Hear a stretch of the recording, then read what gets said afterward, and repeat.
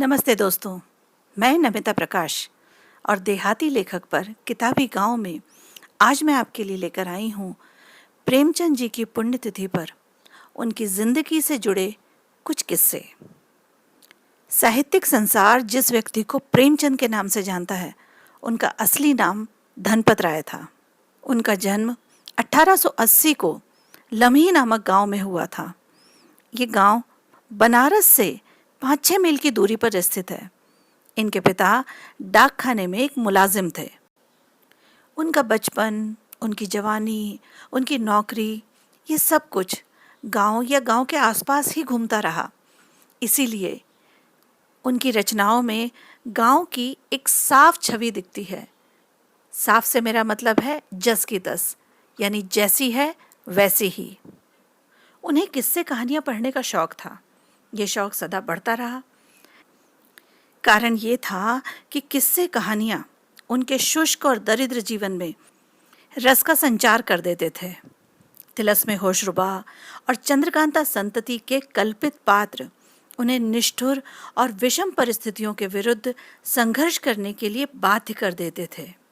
उन्होंने जीवन में बहुत सी सर्दी गर्मी देखी, जमाने भर की। जीवन को सार्थक बनाने के लिए बहुत सी कठिनाइयां भी झेली। इन सब बातों ने उन्हें बेहद भावुक, संवेदनशील और मननशील बना दिया था। दरिद्रता और कठिनाइयों के बावजूद वो जीवन से प्यार करते थे। उनको दृढ़ विश्वास था कि मैं दुनिया में कुछ कर सकता हूँ। उन्होंने उपन्यास लिखना तो 1901 से ही शुरू कर दिया था, लेकिन पहली कहानी 1907 में लिखी, जिसका नाम था संसार का सबसे अनमोल रतन। बस फिर लिखने का सिलसिला अनवरत जारी रहा। प्रेमचंद ने वैसे तो सभी वर्गों और सभी तरह के लोगों के बारे में बहुत कुछ लिखा, लेकिन वो ख़ास तौर पर किसानों के लेखक कहलाते हैं। उनकी 300 कहानियों में से ज़्यादातर कहानियाँ किसान जीवन और ग्रामीण समस्याओं के बारे में हैं। इस विषय पर उन्होंने अपना पहला सबसे बड़ा जो उपन्यास लिखा था, प्रेमाश्रम। उस उपन्यास की भूमिका में श्री रामदास गौड़ जी लिखते हैं, साहित्य का भावी इतिहास लेखक जब भारतीय उपन्यासों की चर्चा करेगा, उसे किसानों के जीवन की सच्ची फोटो खींचने का श्रेय प्रेमचंद को ही देना होगा। उन्होंने जो देखा था वही लिखा था।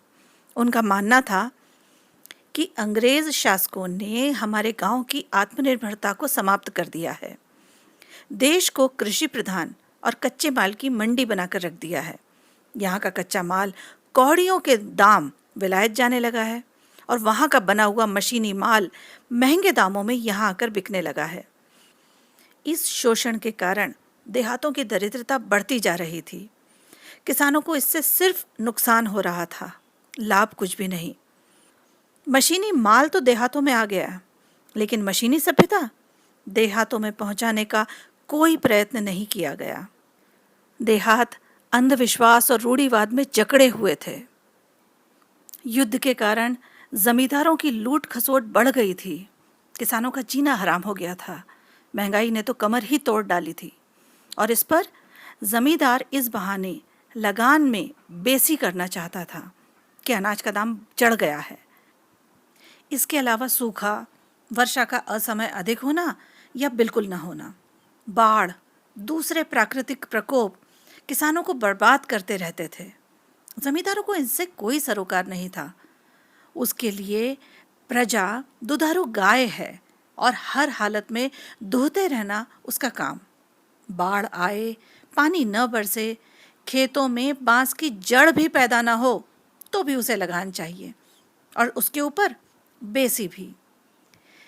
इसी उपन्यास के यानी प्रेमाश्रम के किरदार हैं राय बहादुर कमलानंद, बड़े धर्मात्मा, बड़े ही योगाभ्यासी, विद्वान, लेकिन दरिद्र आसामियों से लगान वसूल करते समय उनके घोर अत्याचार की कहानी उनकी पुत्री विद्या की ज़बानी सुननी चाहिए।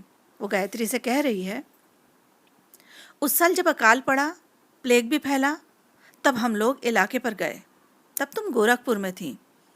उन दिनों बाबूजी की निर्दयता देखकर मेरे रोंगटे खड़े हो जाते थे।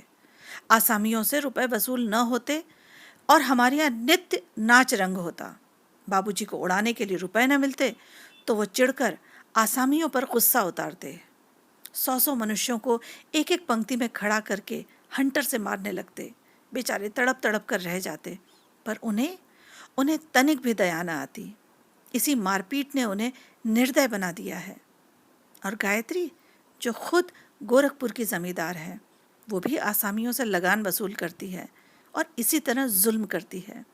इसलिए वो अपने पिता का पक्ष लेते हुए विद्या से कहती है, अरे इनके घर में रुपए रखे होते हैं, पर जब तक 2-4 लात घूसे न खा लें या गालियां न सुन ले, देने का नाम नहीं लेते। ये सामंती व्यवस्था की और उसकी विषमता की सच्ची तस्वीर है। प्रेमचंद को देहाती जीवन का जो गहरा अनुभव था, उसी से वो इस वस्तु स्थिति का यथार्थ चित्रण कर और इस व्यवस्था में पलने वाले शोषण, अन्याय और अत्याचार को सदेह, सप्रमाण और विश्वस्त बनाकर पेश करते हैं।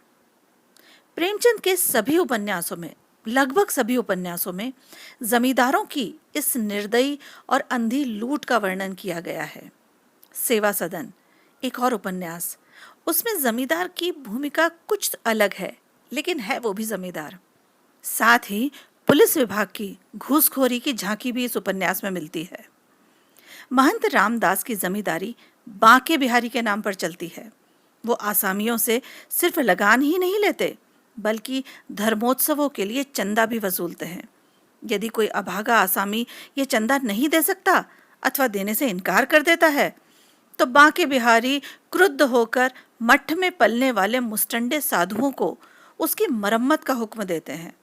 ये साधु चाहे तो बेचारे आसामी को मारते मारते बेदम कर दें, अरे उसके प्राण ही क्यों न ले लें, कोई पूछने वाले नहीं। जिले के अफसरों से, पुलिस के अधिकारियों से इनकी मिली भगत है।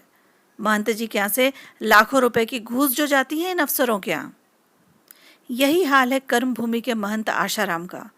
उनके डेरे पर भी भंग छनती है। गाय भैंसों से मनो दूध बेकार के साधुओं के पेट में चला जाता है। हालांकि इन साधुओं को बेकार कहना भूल है, क्योंकि आसामियों से लगान और चंदा वसूल करने और उनकी मार पिटाई का काम यही करते हैं। खुद महंत जी जो आशाराम जी हैं, दिन रात ईश्वर भक्ति और ज्ञान चर्चा में डूबे रहते हैं। उन्हें तो इतनी भी फुर्सत नहीं कि किसी आसामी की फरियाद सुन ले। आसामी खुद धर्मपरायण हैं और महंत जी ईश्वर भक्ति में लीन। बस तो जुल्म तो उनके कारिंदे करते हैं। बेचारे महंत जी को इसका ज्ञान भी नहीं होता। जमींदार चाहे महंत रामदास हो, आशाराम हो, चाहे राय बहादुर कमलानंद, गायत्री, कोई भी हो, धर्म सबको विरासत में मिलता है। यहाँ तक कि गोदान उपन्यास का अमरपाल सिंह भी इसी श्रेणी में आता है। ये सब धर्म के नाम पर लाखों लुटा देते हैं, क्योंकि इनको अपनी मान मर्यादा और प्रतिष्ठा को कायम रखना है। इसी से तो सरकारी कर्मचारियों, आसामियों में उनकी सज्जनता और न्यायशीलता का भ्रम बना रहता है। अमरपाल सिंह तो कहता है, संपत्ति और सहृदयता में बैर है। हम भी दान देते हैं, धर्म करते हैं, लेकिन जानते हो क्यों? अपने बराबर वालों को नीचा दिखाने के लिए। हमारा दान और धर्म कोरा अहंकार है, विशुद्ध अहंकार। प्रेमचंद चाहते थे कि लूट खसोट बंद हो, किसानों के साथ न्याय हो। वो दिन रात मेहनत करते हैं, चोटी का पसीना बहाते हैं, अनाज उगाते हैं, सबका पेट भरते हैं, और फिर यही सबका अन्नदाता किसान भूखा रह जाता है। उनका जीवन सुखी क्यों नहीं होना चाहिए? और उनका जीवन सुखी बनाने का एकमात्र तरीका है, वो भी प्रेमचंद को मालूम है। प्रेमाश्रम उपन्यास का एक आदर्श पात्र प्रेमशंकर कहता है, भूमि उसकी है जो जोते। शासक को उसकी उपज में भाग लेने का अधिकार इसलिए है कि वो देश में शांति और रक्षा की व्यवस्था करता है, जिसके बिना खेती नहीं हो सकती। तीसरे वर्ग का समाज में कोई स्थान नहीं। प्रेमचंद भूमि किसान को दिलाना चाहते थे, लेकिन इसका एक साधन तो ये था कि क्रांति हो और सामंती व्यवस्था का अंत हो, किसान को भूमि का मालिक बना दिया जाए।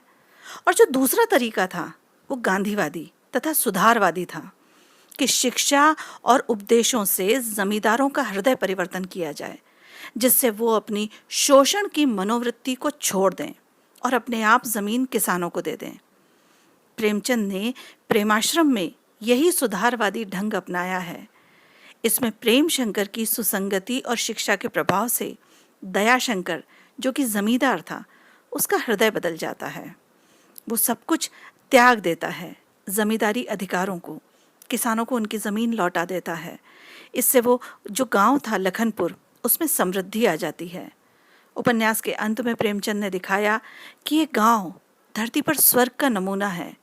किसान प्रसन्न हैं, उनके पास गाय और घोड़े हैं और उनके बच्चे स्कूल पढ़ने जाते हैं। ये प्रेमचंद का सपना था, उनका अपना सपना। इसका दूसरा नाम काल्पनिक समाजवाद है। इस बारे में पहली बात तो ये कि ऐसी अभिलाषा ही की जा सकती है, कल्पना ही की जा सकती है। जीवन में इसे कार्यान्वित करना शायद संभव नहीं, पता नहीं हो या नहीं। प्रेमचंद ने भी जीवन के अंतिम पर्व में अपने इस काल्पनिक समाजवाद के ऐतिहासिक तथ्य को समझ लिया था। सच्चाई से वो वाकिफ हो गए थे। इसी से उन्होंने गोदान में फिर से ग्रामीण समस्या को दर्शाया है। इस बार उन्होंने किसान के जीवन को जैसा है वैसा ही पेश कर दिया। उसमें कोई कल्पना नहीं बताई, ना ही कोई काल्पनिक हल बताया। यहाँ किसान के दुख की कहानी इतनी सच्ची और मार्मिक है कि उसे पढ़कर पाठक अनायास ही कह उठता है, इस अमानुषिक व्यवस्था का अंत कैसे होगा। प्रेमचंद ने अपनी कहानियों में सिर्फ सरकारी अफसरों की लूट खसोट, जमींदारों का शोषण, सिर्फ इतना ही नहीं लिखा है, बल्कि इस रूढ़िगत समाज की उन तमाम बुराइयों का, उनकी बीमारियों का उद्घाटन किया है जो भारत को घुन की तरह से भीतर ही भीतर खाए जा रही हैं और उनको खोखला बना रही हैं। सच पूछिए तो प्रेमचंद भविष्य दृष्टा थे। उनकी कहानियाँ, उनके उपन्यास आज भी उतने ही सार्थक लगते हैं। पढ़ते समय लगता है कहाँ बदला है कुछ। अन्नदाता, प्रेमचंद का अन्नदाता, वो किसान आज भी जूझ रहा है, प्राकृतिक आपदाओं से भी, सरकारी नियमों से भी, जमींदारों से भी, घूसखोरों से भी, लूट खसोट करने वालों से भी, सबसे। कब कब चैन की नींद सो पाएगा अन्नदाता। प्रेमचंद जी की पुण्यतिथि पर हमारी तरफ से थी ये श्रद्धांजलि। आपको ये प्रोग्राम कैसा लगा हमें कमेंट बॉक्स में ज़रूर बताइए। अगले गुरुवार मैं फिर आऊँगी किसी किताब या कहानी को लेकर। तब तक आप जुड़े रहिए हमारे पेज देहाती लेखक से और हमारा YouTube चैनल सब्सक्राइब करना ना भूलें।